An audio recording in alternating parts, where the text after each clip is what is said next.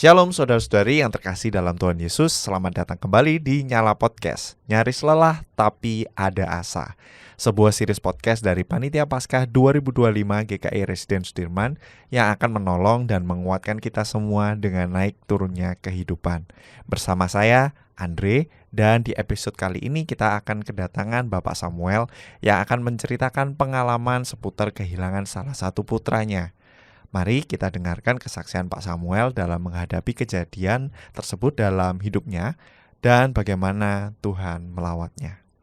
Hari ini kita akan bersama-sama mendengarkan cerita dari Bapak Penatua Samuel yang mungkin banyak orang yang tidak begitu tahu ya tentang cerita, tahu kabarnya tapi nggak tahu ceritanya gitu. Nah, hari ini kita akan bersama-sama mendengarkan ceritanya, kesaksiannya, bagaimana Tuhan bisa melawat melalui kejadian yang terjadi dalam hidupnya.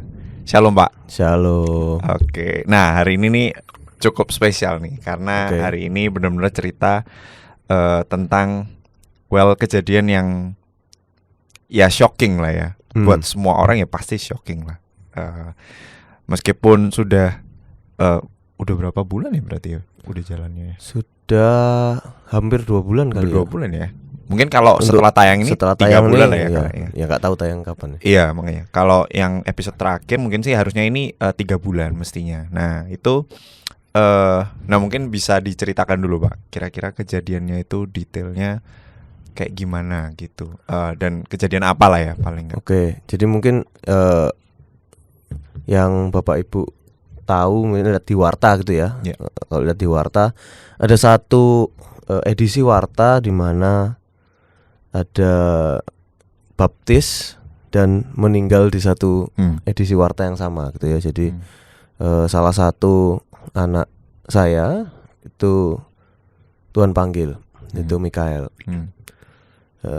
Memang jadi kalau yang belum tahu ya, jadi istri saya itu hamilnya kembar. Kembar satu plasenta. Satu plasenta. Jadi kalau kembar itu bisa 2 plasenta 2 kantong, bisa 1 plasenta 2 kantong, ada bisa 1 kantong. Kalau 1 kantong ya bisa pukul-pukulan di dalam itu. Bergulat di dalam gitu bisa karena ketemu gitu ya. Nah, ini mereka itu 1 plasenta tapi 2 kantong. 2 kantong 1 plasenta, oke. Jadi kayak 1 plasenta selang kayak gini lah. Nah, memang dari awal selalu ada surprise lah gitu. Jadi prosesnya itu memang dari tahu hamil, bulan depannya periksa lagi tahu kembar, dan di bulan depannya lagi tuh udah ada isu. Jadi yang satu itu dianggap lebih besar daripada satunya. Jadi ukurannya timpang ya? Ukurannya timpang.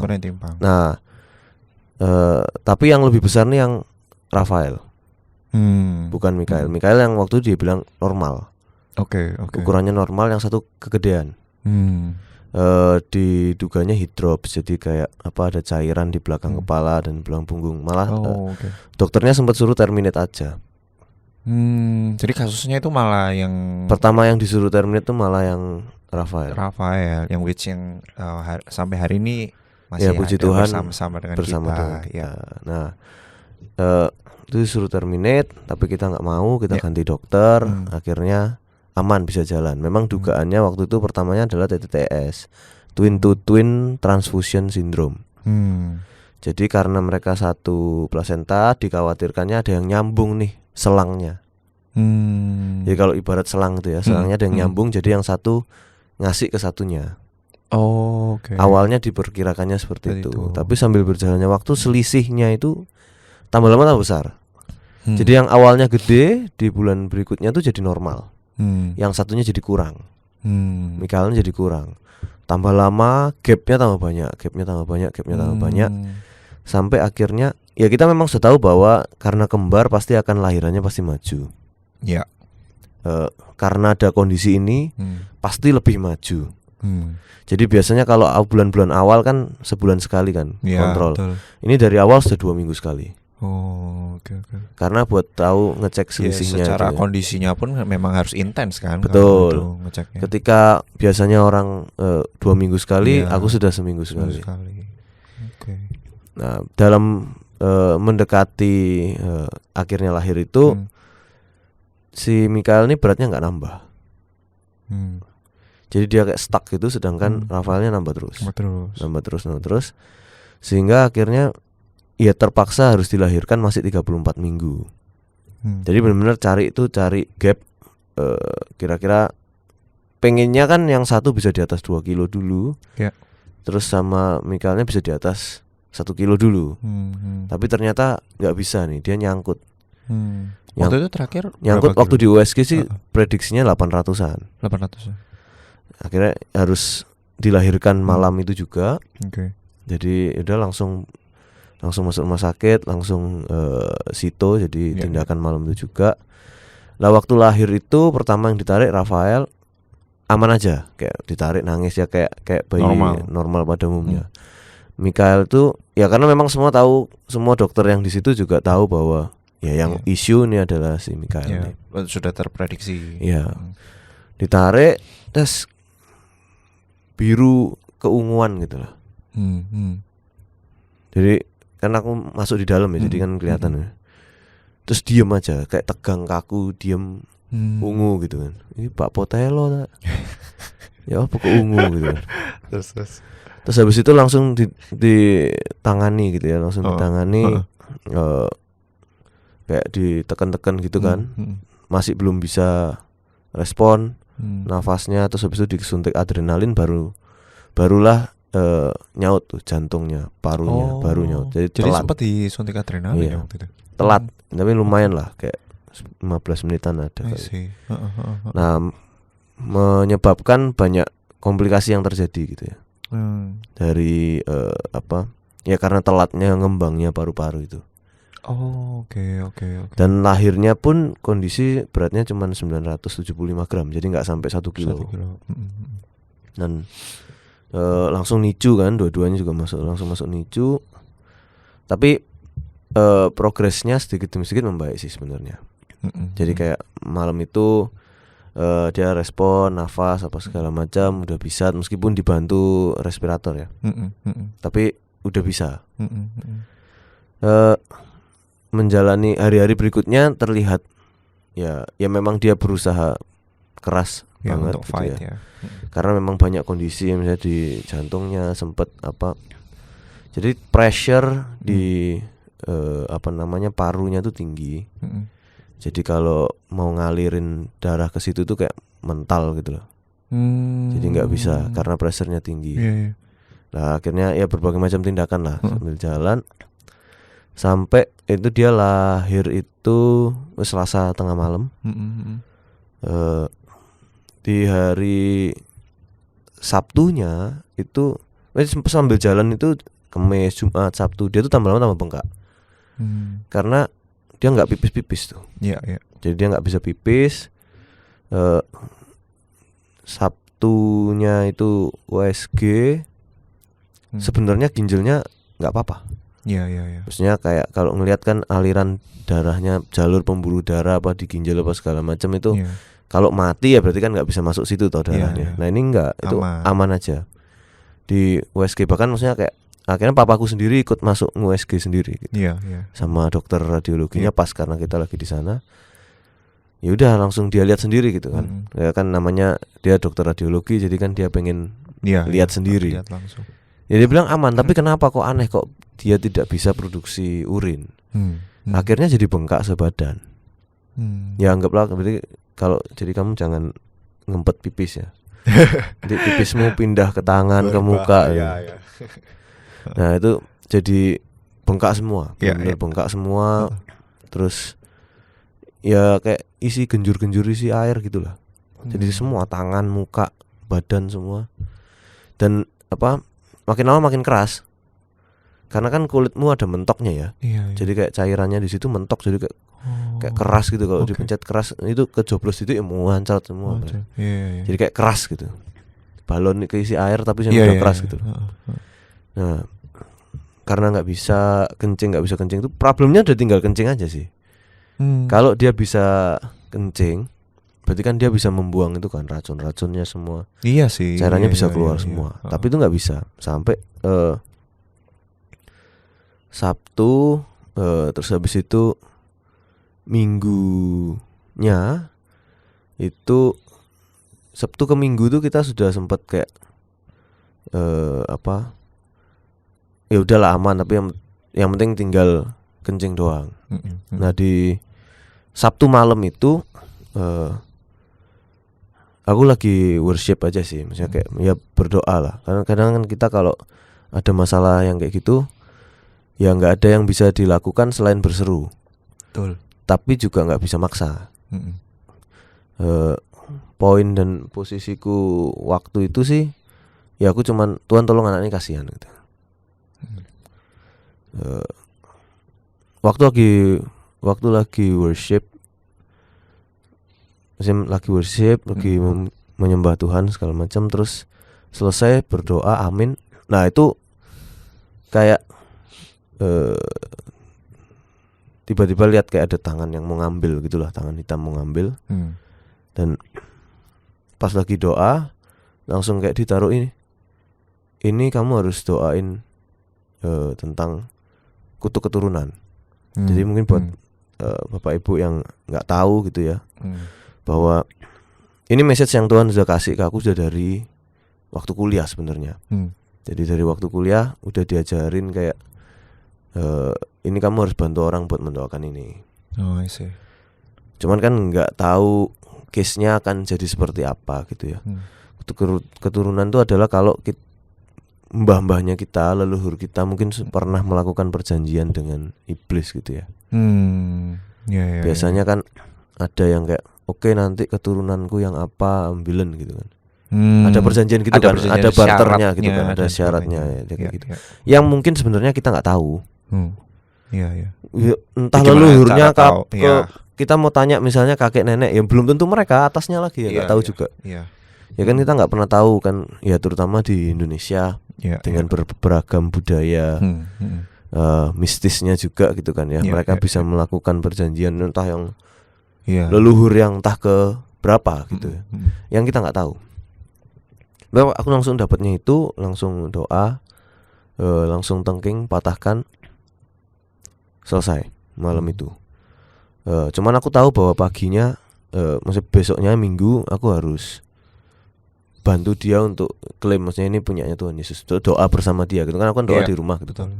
Terus doa bersama dia di rumah sakit. Ya udah aman aja. Sampai sore pulang aman aja. Lagi di rumah makan.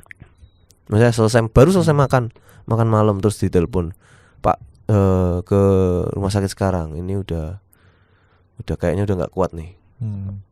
Udah kritis. Langsung cabut berangkat.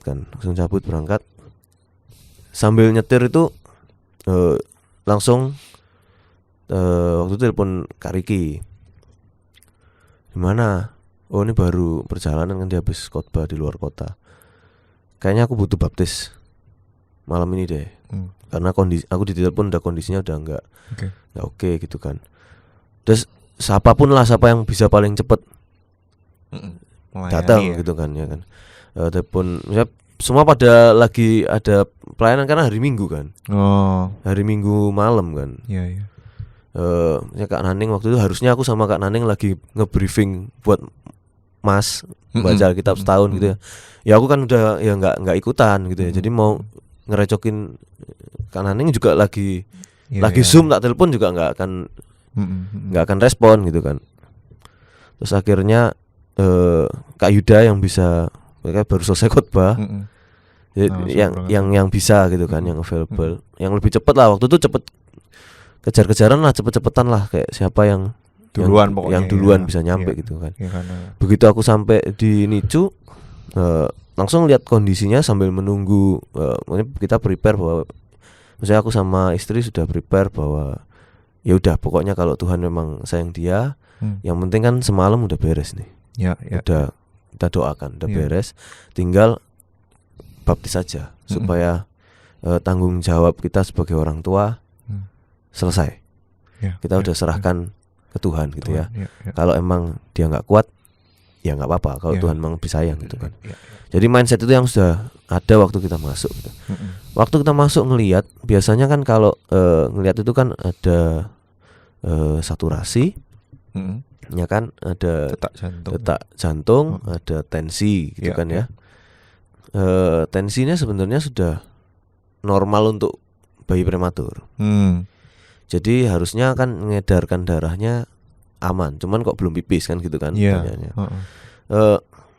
Saturasinya turun, tapi pulsnya, detak jantungnya tuh enggak. Pulsnya bayi prematur kan tinggi kan, kalau bayi kan deg cepat gitu kan ya, dibandingkan kita kan biasanya 100, di bawah 100. Kalau bayi itu kan bisa 120, 130, sampai 140 gitu ya. Karena prematur jauh lebih kenceng dia, sampai 140-an. Saturasinya tuh udah turun. Harusnya kan kalau orang zaman dulu kita COVID gitu kan ya, 95 sampai 100 gitu kan. Nah ini udah 60, 70, 60 udah turun. Tapi pertanyaannya, kok pulsnya tetap tinggi? Biasanya kalau emang mau berangkat tuh kan turun semua. Iya kan? Ya, make sense-nya kan gitu kan ya. Semua kan connect semua kan. Betul. Berarti kan kalau pulsnya tinggi kan sebenarnya jantungnya tetap ngalirin, cuman kenapa kok parunya ini enggak respon gitu kan. Apa respiratornya dilepas, diganti dipompa tangan, naik lagi saturasi. Ya tapi naik sampai 98, dilepas, ditancap respirator lagi, turun lagi pelan-pelan, gitu terus. Prosesnya gitu terus. Terus habis itu ya udah aku putar lagu rohani, aku worship di Nicu, nggak ngurus yang lain, putar dulu gitu kan. Ya aku izin suster boleh nggak gitu. Ya nggak apa Pak, ya udah putar lagu rohani, worship di dalam. Ya dia kayak ya udah tangan, tapi dia tuh bisa respon kayak tangan di pencet-pencet gitu, dia langsung gegem. Ngerespon ya. Ngerespon. Dia. Jadi tangannya gegem. Nah dia tuh bisa ngegem, terus worship di dalam ya intinya dia tetap gegem terus, bukan yang lepas tancap gitu. Dia gegem terus sambil nunggu pada datang gitu kan. Akhirnya Kak Yuda datang duluan. Waktu itu ya namanya harus ada penatua gitu kan, dan nggak bisa aku sendiri. Ya respon Kak Yuda nelpon Pak Kaleb, aku nelpon Gita karena rumah paling dekat sama rumah sakit. Nelpon ya udah kita nyampe duluan. Karena kita udah nyampe duluan, Kak Yuda nyampe, Ricky sisipan aja sih mereka. Jadi Kak Yuda masuk pintu rumah sakit, Ricky masuk parkir. Jadi akhirnya ya bisa dua-duanya juga bisa masuk semua. Juga datang, cuman yang melayani Kak Yuda sama kita yang lebih cepat nyampe gitu kan. Udah akhirnya baptis, selesai baptis ya kondisi masih tetap sama kayak gitu. Mereka keluar terus nggak lama Kak Naning yang nyampe juga, karena ngelihat kan tak kabarin kan. Selesai Zoom dia berangkat juga, ngelihat masuk di dalam tuh ya tetap yang sama, maksudnya kondisinya masih tetap sama. Kalau dipompa dia saturasi naik, tapi pulsnya tetap naik terus. Pulse naik terus. Terus habis itu udah ya kita mau ngapain lagi di dalam gitu ya. Suster Nicu juga tidak seramah itu. Ada yang resek-resek juga, kita diusir. Nanti kalau kondisinya lagi nanti dipanggil. Akhirnya kita keluar ya, nunggu di ruang tunggu. Nunggu di ruang tunggu, semua teman-teman pada datang semua dari bergerombol ya. 20-an orang ada itu kayak rame gitu. Tapi waktu doa lagi di depan gitu, tetap kelihatan, tetap dapat message-nya itu message yang sama. Si kutuk keturunan ini yang mencari lagi gitu. Kayak ya oke udah diklaim nih, tapi kayak ya mereka kayak gak terima kan. Kok diambil gitu kan. Mereka gak terima, mereka berjaga-jaga juga. Dan akhirnya ya doa terus. Dan waktu doa akhirnya ya Tuhan singkapkan, kayak kasih tahu roots-nya dari mana yang harus dipatahkan. Jadi mungkin kalau teman-teman mau belajar gitu, mungkin setelah denger ini terus tahu ya, kita nggak tahu ya. Posisi yang paling menakutkan tuh kan karena kita nggak tahu. Iya, karena kita nggak tahu dan menurut kita menilainya ya keluargaku aja yang aneh gitu. Iya kan? Ada Entah kayak gitunya tiba-tiba kan? ada kesialan yang sering-sering terjadi That's true, berulang atau ada patternnya lah biasanya. Iya. Dan ini awalnya juga nggak diketahui patternnya apa gitu ya. Tapi setelah cari tahu dan mesti diingat-ingat dan doa juga sama Tuhan, ternyata patternnya adalah anak kembar laki. Oh, oke. Jadi ada Case-nya itu. garis di mana garis keluarga, ya kan keluarga kan garisnya banyak ya. Ada garis keluarga yang ini itu tidak pernah ada yang selamat kalau kembar laki. Dua-duanya nggak selamat. Oh, oke. Di garisnya Yeah. nggak pernah ada yang selamat. I see. Dan apa? Ya, yang bisa kita doakan sebenarnya ya kita patahkan perjanjiannya, karena sudah ditebus oleh darah Yesus di atas kayu salib, bahwa itu udah dipatahkan perjanjian itu dan memutus rantai perjanjian itu dengan segala keturunan setelahnya. Bahwa setelahnya semua sudah milik Yesus. Ya mungkin yang dulu-dulu kan belum percaya Yesus gitu kan. Ini sudah milik Yesus. Ini putus, stop di sini. Tidak ada hak lagi atas semua garis keturunan ke depan. Lalu berikutnya memaafkan sumbernya. Mungkin yang kadang kita lupa kan pokoknya tengking-tengking dulu gitu kan. Pokoknya patahkan dulu, fokus sama ketakutan kita akan si roh jahat ini. Tapi satu yang Tuhan kasih waktu kemarin itu adalah ampuni. Leluhurmu yang Tuhan kasihnya yang mereka tidak tahu apa yang mereka perbuat. Karena ya dia nggak ngerti gitu. Ya kita mesti ngampuni supaya kita kasih pengampunan Tuhan ke leluhur kita. Jadi kitanya juga damai. Dan apa? Ini sudah selesai kok. Sudah diselesaikan sama Tuhan Yesus gitu. Tapi kitanya jangan sampai dendam terus habis itu jadi nyari terus akhirnya kita sama aja pindah. Iya. Cuman beda bentuk aja. Beda bentuk kita jadi pindah ke sisi dark side juga sama aja. Nah, habis itu semua selesai sudah yang bikin kalut di saat itu kan kayak apa ya? Kasihan anak ini. Dengan kondisi yang kayak gitu ya. Terus kita terus ya berjuang gitu, tapi sampai pagi juga nggak ada apa-apa gitu kan. Kamu datang paginya gitu kan, Senin pagi. Ya aku tidur di sana dan ya nggak ada apa-apa gitu kan.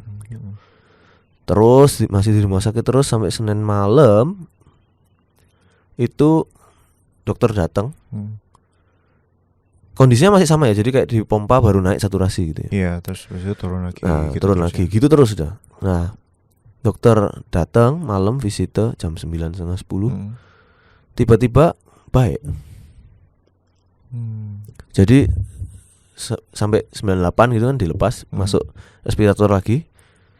Sudah sejam lebih aman, nggak turun. Itu. Sejam lebih aman nggak turun. Tapi itu kondisi masih ini ya, nggak bisa pipis ya? Masih nggak bisa pipis. Ya? Okay.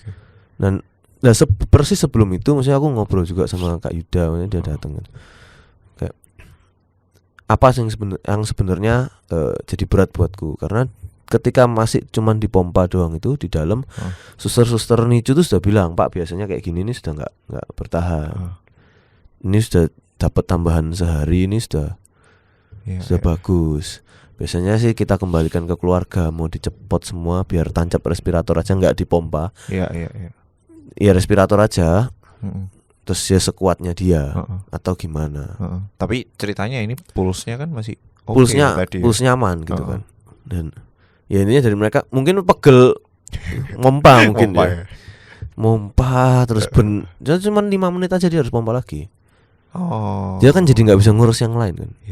Ada satu orang yang mompa terus mulai gede tangannya.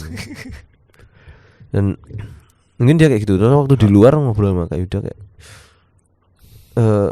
problemku cuma satu. Tuhan kalau mau panggil, panggilan, bawaan, nggak apa-apa aku Tuhan. Tapi tolong keputusannya jangan di aku. Kalau aku yang stop itu pompa, karena aku yang ngambil keputusan untuk memberangkatkan anak ini. Guilt-nya gitu jadi kebawa terus ya. Iya, Guilt-nya ya kan aku yang bunuh gitu. Iya. Tolong putusannya jangan di aku cuma minta itu aja dah. I see. Ya. Karena teman-teman juga pada bilang anak ini masih berjuang, anak ini masih fight. Iya. Semua kondisi, bahkan dia dari brojol lahir itu harusnya sudah mati. Dia bertahan seminggu. Waktu itu masih 6 hari ya. Jalan 6 hari. Anak ini masih berjuang terus. Fight terus. Dengan kondisi medis dan spiritual loh. Iya. Anak ini fight terus. Terus masa kita yang hidup, kita yang mau menyerah gitu kan. Iya. Dan ya udah, aku sih ya kita fight terus aja. Ya kayak gini mau apa? Ya kalau mau dibilang secara hitung-hitungan ekonomi ya duitnya gede terus nih, ngalir terus nih jalan. Berapa banyak alat, berapa banyak obat. Ya ngalir terus gitu kan. Ya tapi ya nggak bisa ya, pokoknya kita terus bantu, kita ya fight, dia ya fight gitu lah. Ya puji Tuhan malamnya itu tiba-tiba baik. Sama dokternya akhirnya udahlah pulang, kasihan udah capek. Udah 24 jam lebih nungguin di ruang tunggu. Bukan di kamar ya, maksudnya kalau di kamar kan bisa tidur. Ruang tunggunya ya pokoknya ya kursi aja. Ruang tunggu. Waktu keluar aku udah ngomong sama Kak Riki kayak jangan sampai, ya semoga jangan sampai ini nyala api lilin terakhir. Karena biasanya orang kalau mau berangkat itu sama kayak lilin, kalau lilin mau mati dia akan besar dulu, dar gitu, terus habis itu mati. Iya. Aku kan bilang jangan sampai ini nyala api lilin terakhir, tapi kalau iya ya sudah. Disuruh pulang, ya udah pulang semua kan, pulang baru jam berapa ya, 11:30 malam pokoknya. Pokoknya kok Denny itu kecelik. Jadi kita sudah sampai parkiran dia baru datang. Oh oke. Dia kecelik akhirnya pulang. Terus jam 1:30 subuh ditelepon lagi, suruh datang ke rumah sakit lagi. Datang sampai rumah sakit, begitu ini drop lagi Pak, ngebut nyampe. Yang aku lihat adalah saturasi sudah sama kayak sebelumnya lagi, empot-empotan lagi harus dipompa, tapi pulsnya turun. Jadi turun terus, turun. Okay. Biasanya dari 131, 130, 129, turun terus. Ya aku sudah tahu ini berangkat pasti. Apa yang harus kami lakukan sebagai orang tua kan gitu kan? Ya kami mendoakan untuk membimbing dia. Akhirnya kita ngomong kayak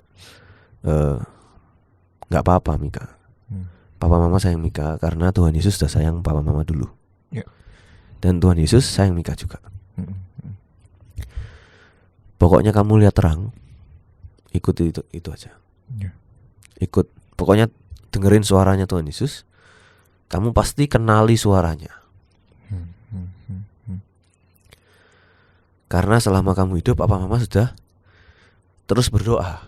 Sama kamu gitu ya. Jadi kamu sudah kenal suaranya. Dan ikuti terangnya gitu ya. Pokoknya kamu lihat terang, ikut. Udah itu aja. Kamu lihat terang, ikut. Kamu kenal suaranya Tuhan Yesus, ikut. Udah. Papa Mama gak apa-apa. Karena kadang kalau orang tua yang ngaboti kan dia juga berat. Ya kan sama kan kayak orang tua kita meninggal misalnya, anaknya masih ngaboti, ya dia juga berat untuk mau berangkat gitu ya. Jadi ya kami melepaskan. Dan akhirnya berangkat. Jam 2 lebih, 2:30 lah itu dia berangkat. Dia udah berangkat. Dan memang ya kami memutuskan untuk menyelesaikan semuanya di hari itu. Karena mungkin teman-teman banyak yang kok ada yang banyak nanya, ditaruh di Adiasa atau apa, mau datang nggak bisa karena ya memang kami masih harus mengurus kembarannya. Iya. Jadi kalau fokus dan berlama-lama di satu ini energi kita habis dan kita masih harus ngurus kembarannya. Betul.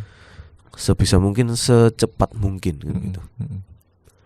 Dan ya udah makanya langsung pagi itu juga sebisa mungkin pagi itu juga dan langsung dan puji Tuhan dibantu juga sama teman-teman di majelis dan teman-teman tim kedukaan juga. Saya langsung gercep dan kok ya pas pokoknya Buyo itu tiba-tiba nyaut di grup gitu. Wah langsung tak telepon. Wah ini sudah bangun apa belum tidur nih kan gitu aja. Terus langsung responsif dan langsung membantu meskipun itu kan masih benar-benar dini hari, masih subuh banget kan. Dan langsung semua dan yang salah satu yang nggak terpikir itu adalah betapa besarnya impact yang Tuhan kasih melalui peristiwa ini gitu ya.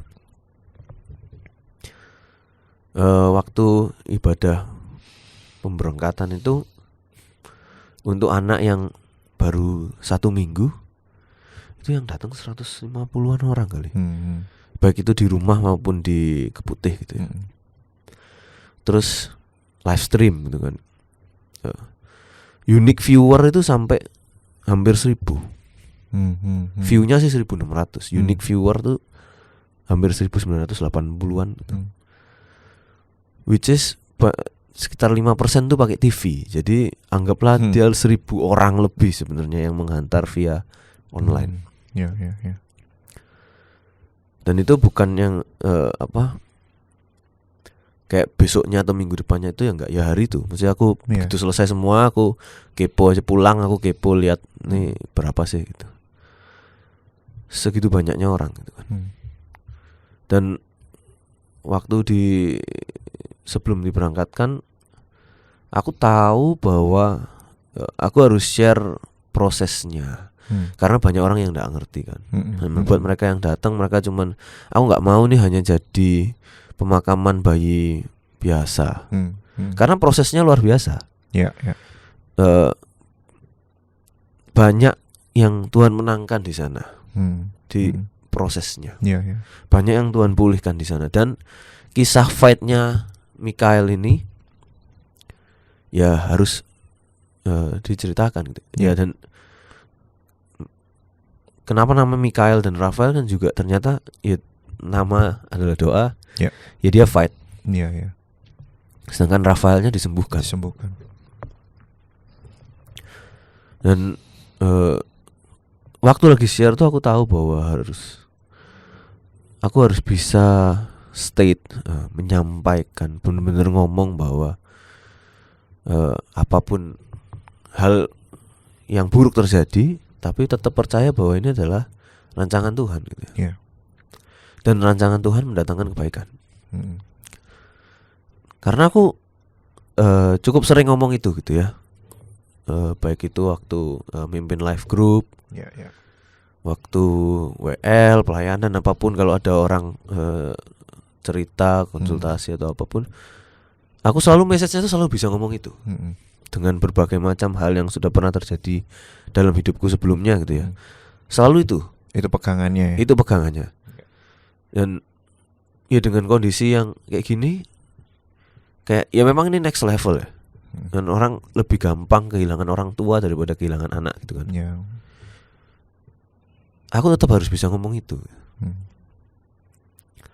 Karena ketika udah bisa state itu, ya udah mau apa lagi gitu. Dan akhirnya ya berat banget. Maksudnya kalau yang lihat YouTube-nya atau datang waktu itu pasti ngeliat lah, untuk aku bisa ngomong tetap mengucapkan itu berat. Tapi harus tak ucapkan. Karena memang ya Tuhan itu baik. Dan ini mendatangkan kebaikan. Karena cerita fight-nya anak ini yang cuma 7 hari. Masa kamu yang udah gede, ada masalah dalam hidupmu, yang mungkin di satu sisi doang loh. Kamu gak berani fight. Anak ini fight loh. Secara medis dan spiritual loh. Dia fight terus loh. Hal yang sudah nggak mungkin dia harusnya dari awal udah nggak ada. Orang dia udah air ketuban udah habis, udah nggak bertumbuh 3 minggu, ditarik keluar biru semua nggak respon. Responnya suntik adrenalin loh. Terus habis itu fight sempat membaik, berarti kan dianya fight. Masa orang gede nggak fight? Dan ya aku tahu dari respon teman-teman, maksudnya mulai dari reply DM, komen YouTube atau chat WA pribadi, banyak yang terberkati dengan sharing cerita kehidupannya Mikael. Lalu berangkat semua. Ya aku kayak waktu memberangkatkan tuh benar-benar ngeliat, oh ternyata memang ya ini lagi nganter anak yang masih seminggu. Tapi treatmentnya kayak nganter orang yang impactful. Ya jumlah stream segitu tuh itu ngalah-ngalahin kebaktian minggu. Ya kan. Hari ini aku baru buka warta ya. Hari Minggu kemarin total semua itu 1162. Ya segituan kalau dibilang jumlah yang nonton YouTube dan datang untuk menghantarkan anak 7 hari. Berarti kan impactnya hidup anak ini ya harus message-nya juga harus sampaikan gitu ya. Dan ya ini ya termasuk hari ini aku bisa cerita terutama buat tentang yang kutuk keturunan itu juga gitu ya buat teman-teman. Ya kita nggak tahu ya doain aja nggak apa-apa. Dengan yang tadi aku sampaikan apa aja yang harus didoain.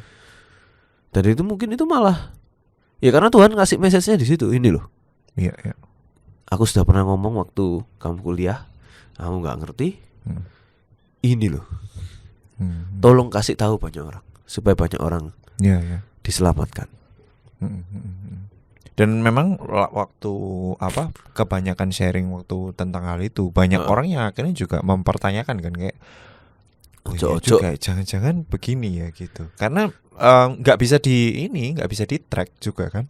Iya orang semati. Ya makanya perjanjiannya kan mungkin sudah lalu sekali. Ya kalau kita pas ayah atau ibu kita langsung mungkin bisa di track. Betul. Tapi udah jauh atas nggak tahu. Nggak bisa. Iya. Itu benar-benar nganter, kita nggak pakai forrider karena ya buat apa gitu kan. Cuman cepet-cepet doang.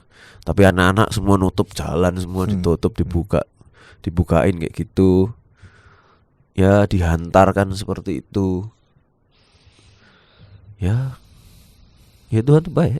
Ya. Bahkan melalui peristiwa ini Tuhan masih mau menunjukkan karyanya dia gitu. Dan menurutku lebih baik seperti ini. Karena apa? Seorang ayah gitu ya.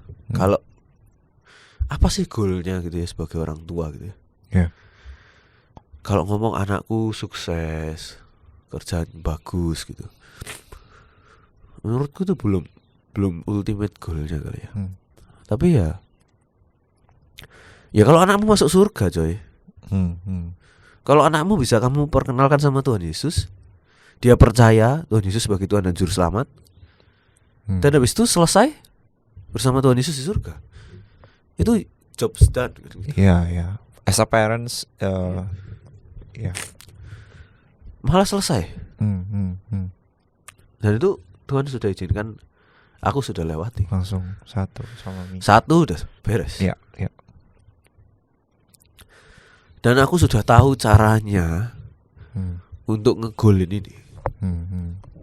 Yang mungkin orang tua lain belum tahu caranya karena belum pernah ngalami. Aku sudah tahu caranya. Sudah selesai satu kok. Udah sama Tuhan Yesus satu. Udah selesai gitu loh. Bener-bener ya tugasmu selesai. Tanggung jawabmu selesai.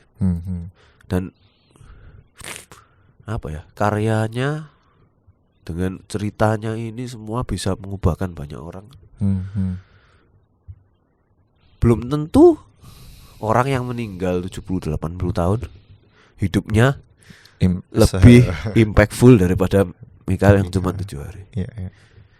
Ya mungkin 7 ya magic number lah. Kayak ya sudah selesai waktu istirahat Iya, hari iya, ke-7 iya. gitu. Ya. Yang diselesaikan gitu. Iya, ya memang secara apa ya, saya juga termasuk orang yang ambil bagian ya dalam story ini gitu. So dalam artian aku menyaksikan sendiri gitu betapa ini se-impactful itu gitu. Melihat ada banyak teman yang akhirnya kembali dengan bercerita, iya ya aku jadi punya hope lagi, aku jadi punya power lagi untuk aku itu boleh jalani hari-hari just karena inspired by Mika gitu. Dan ya aku juga ngelihatnya apa namanya, ya ini mungkin sesuatu hal yang kita bisa bersama-sama itu dapatkan juga sih dari story, nggak cuman Mika ya, tapi juga apa kamu sama Nataya as a parents gitu ya. Bagaimana ini mungkin nyambung sama topik kita selanjutnya juga ya. I mean, bagaimana setelah after kehilangan itu bukan titik gitu, tapi itu that's a comma gitu. Masih ada story yang harus diceritakan, masih banyak impact yang harus dibuat gitu ya. Dalam artian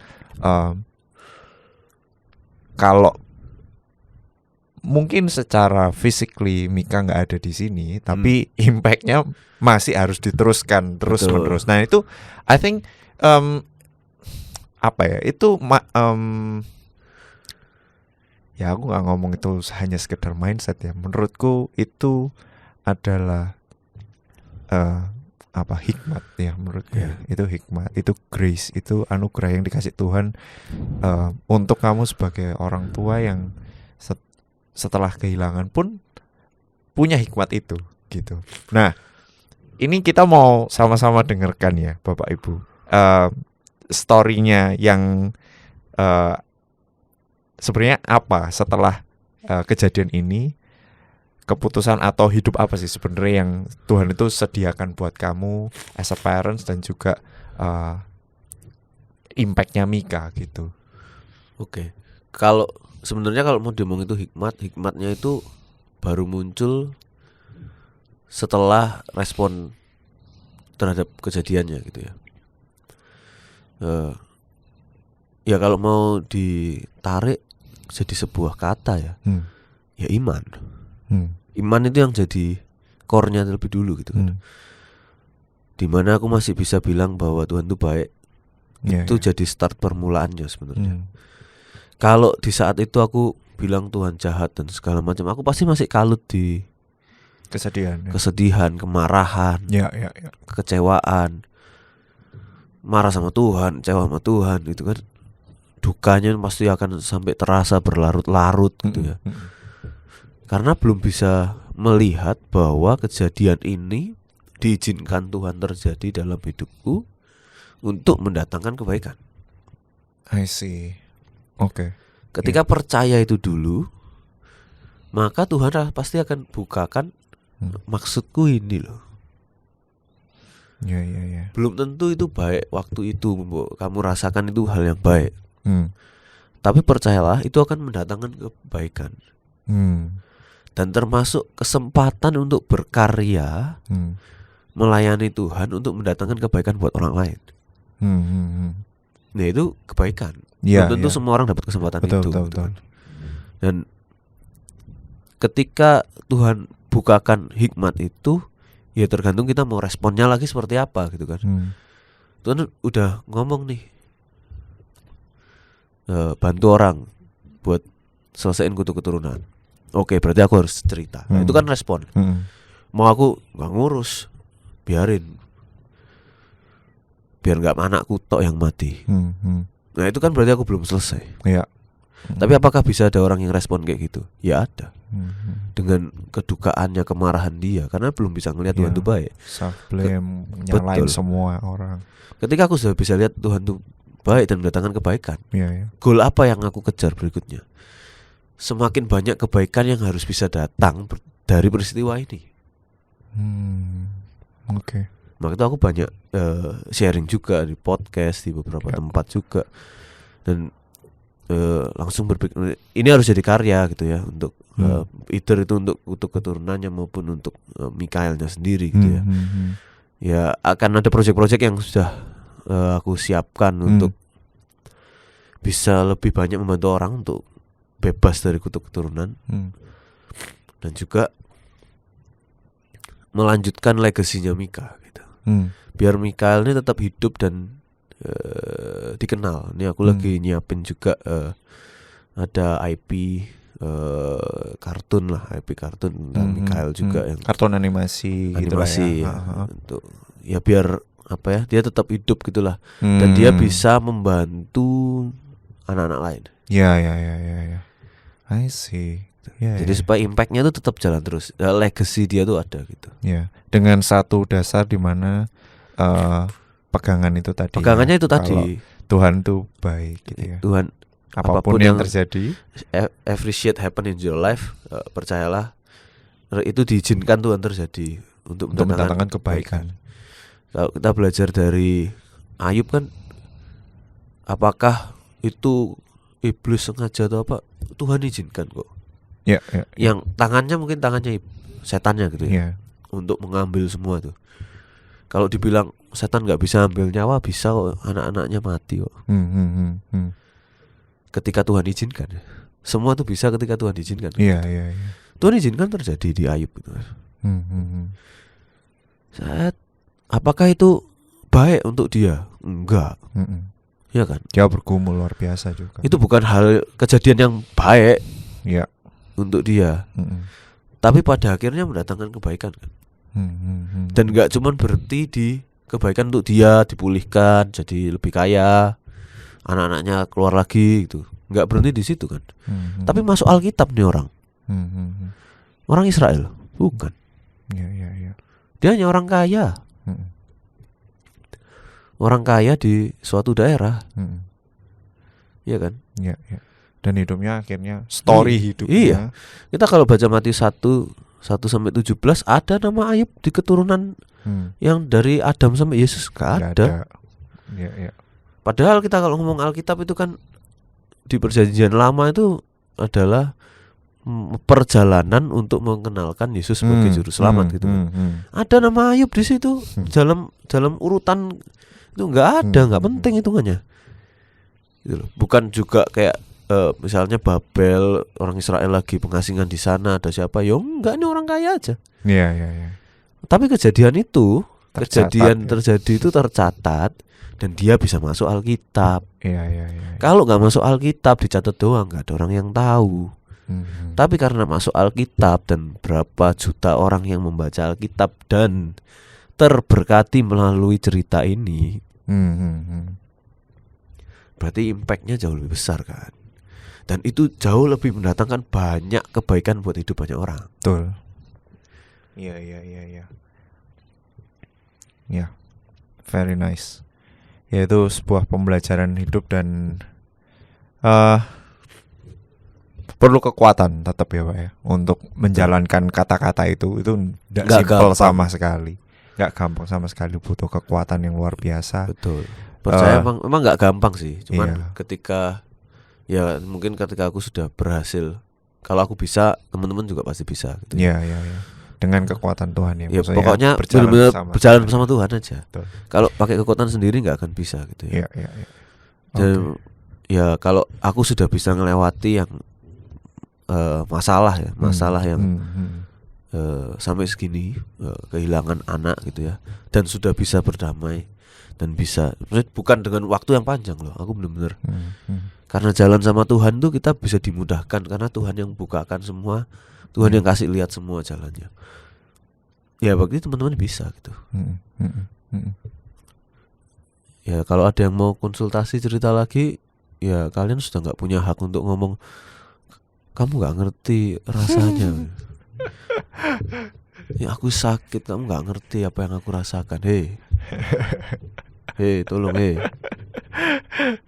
Ya semua akhirnya yang apa namanya akan terseleksi. Yang mana yang benar-benar bisa mengucapkan itu dengan kata-kata aja, yang betul. mana yang bisa merasakan dan melakukannya kan. Betul. Akhirnya. Jadi akhirnya itu yes, kamu ngelihat mukaku aja kamu sudah nggak perlu cerita deh kayaknya.